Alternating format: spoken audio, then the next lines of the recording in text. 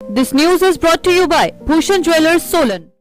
सोलन के डाइट में शनिवार को आयोजित जेबीटी भर्ती काउंसलिंग के दौरान बीएड प्रतिभागियों को भी काउंसलिंग की अनुमति दिए जाने पर जेबीटी अभ्यर्थी ने पुरजोर विरोध किया। शनिवार को आयोजित इस काउंसलिंग में न केवल सोलन जिला बल्कि प्रदेश भर से आए सैकड़ों अभ्यर्थियों ने भाग लिया। इस दौरान जेबीटी अभ्यर्थी इस बात को लेकर बिफर गए कि यदि जेबीटी काउंसलिंग में बीएड अभ्यर्थियों को भी अनुमति प्रदान की जाएगी तो उन्हें किस तरह नौकरी मिल पाएगी। अभ्यर्थियों का कहना था कि यह सरासर जेबीटी प्रशिक्षुओं के साथ अन्याय है और इसको लेकर सरकार व शिक्षा विभाग को उचित निर्णय लेना चाहिए। बता दें कि जेबीटी भर्ती में बीएड अभ्यर्थियों को शामिल किए जाने का मामला फिलहाल माननीय न्यायालय के विचाराधीन है और मामला उच्चतम न्यायालय तक पहुंच गया है।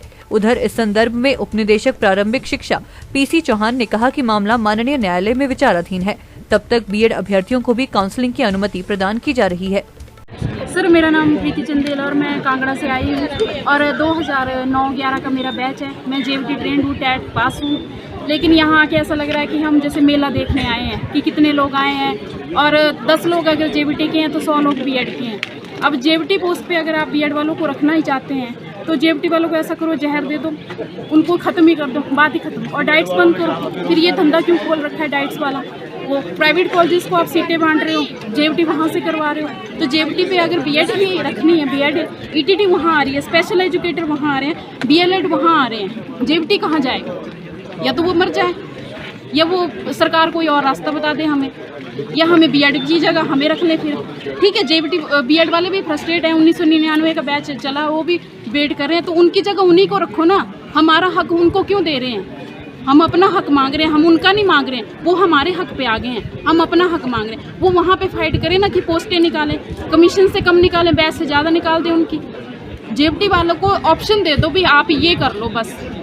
हम 2011 से पास आउट हैं, तब से हम इंतज़ार कर रहे हैं। उस टाइम धूमल सरकार थी, उस टाइम हमारी अपॉइंटमेंट नहीं हुई। फिर टैट लागू कर दी, हमने टैट भी दिया, टैट क्वालिफाई किया। उसके बाद जी देखो, टैट एक एलिजिबिलिटी है, उसको मेरिट बना दिया।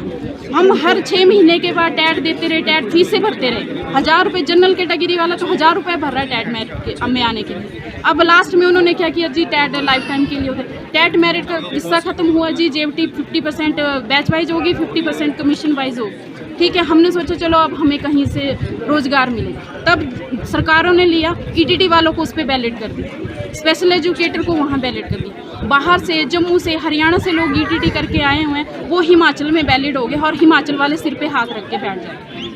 फिर उसके बाद वो हुआ, अब हमने उम्मीद जागी थी कि ईटीटी वाले लगभग कंप्लीट होने वाले हैं बैच, अब जेबीटी को नंबर, अब उन्होंने लिया बीएड को कर दिया। मेरा नाम सर तांबरी है, मैं मंडी डिस्ट्रिक्ट से आई हूँ और मैं यहाँ पे जेबीटी की काउंसलिंग अटेंड करने आई हूँ। लेकिन हम काउंसलिंग तो अटेंड कर रहे हैं पर यहाँ पे बीएड वाले भी बहुत ज़्यादा है। तो मतलब सरकार ने हमारे साथ ये अन्याय किया। चलो मतलब हम उनको बात पहुँचाना चाहते हैं कि जेबीटी का बैच जो है वो 2013 तक चला और बीएड का इसमें एक मतलब 1999 का चला हुआ है। तो जबकि वो इसके लिए लायबल नहीं है। हम लोग इसके लिए, हम जो ट्रेनिंग करवाई जाती है वो बीएड की अलग होती है और जेबीटी की अलग होती है। जैसे एनटीटी का कोर्स होता है वो नर्सरी वाले बच्चों के लिए होता है और जो जेबीटी का होता है वो होता है 1 to 5 मतलब जो प्राइमरी वालों के लिए होता है। इनके लिए होता है 6 to 12 का। तो इनके लिए बीएड है, हमारे लिए जेबीटी और एनटीटी अलग है। लेकिन अभी इनको परमिशन दे दी है बीएड वालों को कि वो भी हमारी पोस्टों पर अप्लाई कर सकते हैं, जबकि उन्होंने कोई ऐसा कोर्स नहीं किया। जो उनका टैट है वो भी वैलिड नहीं है। किस बेस पे वैलिड नहीं? क्योंकि उन्होंने की, जैसे मान लो उन्होंने 2005 में बीएड की है ना, उसके बाद उन्होंने 2005 के बाद उन्होंने कोई बीच कोर्स कर लिया जो कि आ रहे हैं, कोई प्राइवेट जॉब में लगा है, वो छुट्टी लेके आ रहा है, वो कहाँ जाएगा? फिर खुद तो सर मंत्री सर बैठे हुए हैं, कुर्सियों पे बैठे हुए हैं, वो तो डिसीजन ऑर्डर ही पास कर रहे हैं ना। ऑर्डर पास कर रहे हैं तो कम से कम देखे तो सही हम कहाँ क्या करें, ग्राउंड में क्या हो रहा है। जब ग्राउंड में वोट मांगने जा सकते हैं तो ग्राउंड में ये भी देखें ना कि ग्राउंड में हकीकत क्या है। जो जॉब मांग रहे हैं वो क्या मांग रहे हैं, किस बेस पे मांग रहे हैं, कम से कम वो तो देख लें। फिर बोलते हैं जी सिस्टम ही खराब है। सिस्टम किसने खराब किया? जब हम जैसे फ्रस्ट्रेटेड लोग सिस्टम में घुसेंगे तो फिर वो ऐसा ही होगा। या तो फिर टाइमली जॉब दे दें, या जो एजुकेशन का धंधा बना रखा है इसको बंद कर दें, या फिर गवर्नमेंट स्कूल बंद कर दें, या गवर्नमेंट डाइट्स बंद कर दें, प्राइवेट ही खोल लें। फिर तो कोई झंझट ही नहीं रहेगा, किसी की लड़ाई नहीं रहेगी, ना जेबीटी लगने की ना बीएड लगने की। बात ही खत्म, सरकारी सिस्टम ही खत्म कर दो, बाकी सब कॉन्ट्रैक्ट कर दिया। अगर इनको सरकार को ऐसा ही करना है, अगर ऐसे ही धंधा चलाना है नौकरी का, देखो स्टे लगा हुआ है, तब भी कमीशन के थ्रू इन्होंने बीएड वालों को अपॉइंटमेंट दे दी। कैसे दे दी जब स्टे लगा हुआ है? कोर्ट अपने ही जजमेंट पे स्टे ले रहा है, फिर भी उन्होंने अपॉइंटमेंट दे दी। एक जेबीटी की पोस्ट पे एंटिटी बंदा जो है वो जॉब ले गया, सिस्टम ने क्या काउंसलिंग की, सिस्टम ने क्या डॉक्यूमेंट वेरिफिकेशन किए। अब हम किसको दोष दें? हम यहाँ फ्रस्ट्रेशन निकालते हैं तो चार बातें बोलते हैं, घर जाते हैं, घर की जिम्मेवारियों में फिर उलझाते हैं, सोचते हैं आज नहीं 2 महीने बाद फिर जॉब आएगी, फिर कहीं ना कहीं नहीं, फिर हम वैसे झोला उठाते हैं, चलो जी घर वालों को बोलते हैं चलो जी हमारी काउंसलिंग है।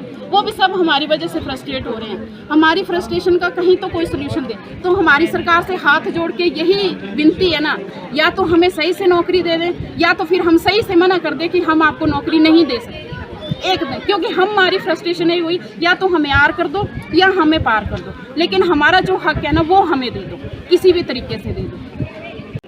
आप ऐसा कीजिए, जितने भी जेबीटी आज तक है उन सबको जॉब में एडजस्ट कीजिए, उसके बाद आप बीएड को डाल दीजिए, हमें कोई दिक्कत नहीं है। बट फिर उसके बाद जैसे भी हमारी 12 डाइट्स हैं वो क्यों खुली? सरकार ने खुद खोली है ना, वो खुद कोर्स करवाते हैं। तो जब वो खुद कोर्स करवाते हैं तो अभी भी वहाँ पे बच्चे हैं तो उनका क्या फ्यूचर है?